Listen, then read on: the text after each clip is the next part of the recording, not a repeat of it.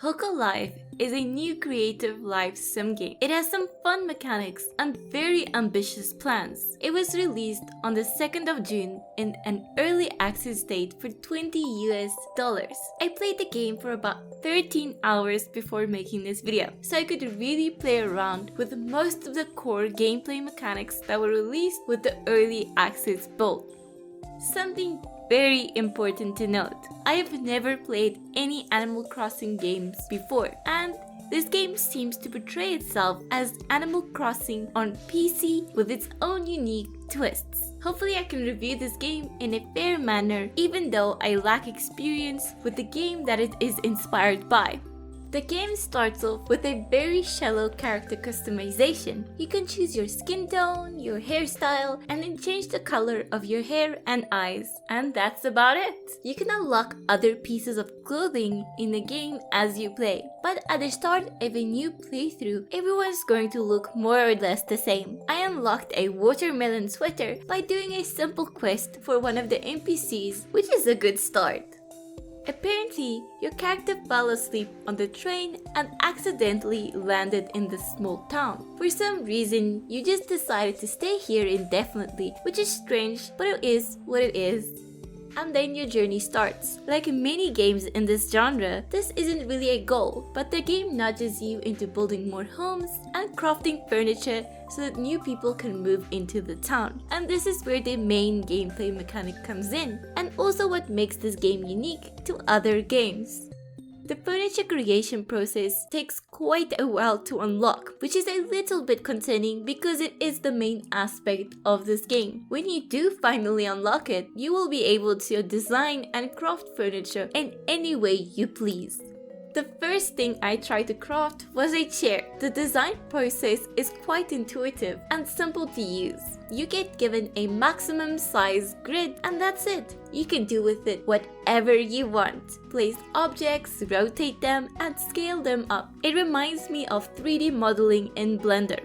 It will take some time to get used to this design process, and I believe it can be quite relaxing. If you think you would enjoy this in a game, then this game is definitely for you. But maybe you are like me, I am a little bit impatient, and carefully placing planks into place so that your chair actually looks like a chair wasn't really for me. But thankfully, the game allows you to download designs that other people have made, so that you don't have to worry too much about trying to model something decent looking yourself. The game starts you off with quite a small piece of land to work with, but you can quickly increase your plot of land by building a bridge. As I said earlier, there aren't any guidelines. So first I created a thick bridge for some reason, and since you can't jump, that wasn't going to work. Then I had to go back and make another bridge. This time I made it as thin as possible. After crossing the bridge, I accidentally picked it up, meaning I was stuck on the other side of the river. After struggling, I managed to rotate it and place it back down. I also ended up constructing another building for someone to move in and placed a lovely bed and chair inside of it. Hopefully the new town member doesn't mind a piece of wood as a bed and chair that is extremely uncomfortable. I still need to figure out how to craft a light to include it in this house. I think if you're creative, this game will be incredibly fun for you. You can design your own furniture, place it wherever you want, and just let the creative juices flow. Some of the other mechanics included in this release of the game includes an incredibly fun fishing minigame, and quite similar to Stardew Valley's fishing minigame. You either love it or you hate it. I'm on the Hokko Life Discord, and I saw so many people stating that fishing is quite difficult, but with some practice, you will get the hang of it pretty quickly. I personally love fishing in games. For me, the fishing minigame was the best part about Hokko Life. You have to reel in the line by pressing the E key. You can't simply hold it in because the line can snap. Then when the fish tries to escape, you just hold down A or D depending on which direction the fish is going. Pretty straightforward. It did take quite a while for me to unlock the fishing mechanic. All you need to do is clear the beach of rubbish, and then on the third day, a fisherman will teach you how to make a fishing rod. But since I come from Stardew Valley, I usually try and maximize each in-game day. But since time goes by so slowly in Hokko Life, it took quite a while to actually get to the third day. I would recommend doing what you need to do and then sleeping to get to the next day. Fishing is great fun, but the best source of money is actually bug catching. It couldn't be easier. Buy a net and then run up to a butterfly and simply press E. Currently, there are only butterflies to catch, but there are quite a few of them to actually collect. You can run around and collect all of the butterflies and then leave the area and come back and they will respawn, meaning there is an infinite amount of butterflies to catch. Fishing is fun, but catching butterflies is profitable. Currently, the farming mechanic is very shallow. You can plant trees and some flowers, and that's about it. Thankfully, the first update has already been announced and is scheduled to be released in July. And that is the farming mechanic. As someone coming from Stardew Valley, the farming in this game needs to be good. It just has to. And I know that Hokko Life isn't a farming sim game, but I still want the farming mechanic to be good.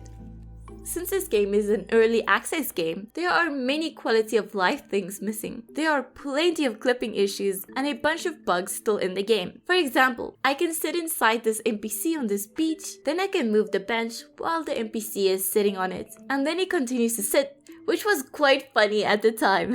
With any early access game, bugs like this are expected and hopefully they get resolved with frequent releases.